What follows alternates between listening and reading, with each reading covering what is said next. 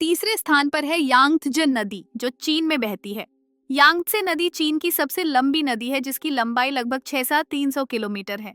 यह तिब्बत के पहाड़ों से निकलती है और चीन के कई बड़े शहरों और इलाकों से होकर गुजरती है।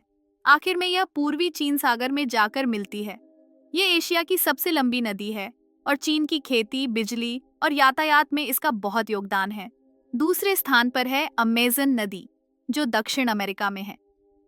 अमेज़न नदी दक्षिण अमेरिका में बहने वाली विशाल नदी है, जिसकी लंबाई करीब 6,400 किलोमीटर है। यह पेरू के पहाड़ों से निकलती है और ब्राजील के रास्ते अटलांटिक महासागर में मिलती है। इसमें दुनिया का सबसे ज्यादा पानी बहता है। इसके किनारे फैला अमेज़न रेन फॉरेस्ट दुनिया का सबसे बड़ा वर्षावन है, जिसे पृथ्वी के फेफड़े भी कहा जाता है। और पहले स्थान पर है नील नदी। नील नदी अफ्रीका की सबसे लंबी और दुनिया की सबसे लंबी नदी मानी जाती है। इसकी कुल लंबाई लगभग 6,650 किलोमीटर है। यह पूर्वी अफ्रीका के ऊंचे इलाकों से निकलती है और मिस्र से होते हुए भूमध्य सागर में जाकर मिलती है। प्राचीन मिस्र की सभ्यता इसी नदी के किनारे पर विकसित हुई थी और आज भी यह नदी वहां के लोगों के जीवन में बहुत महत्वपूर्ण है।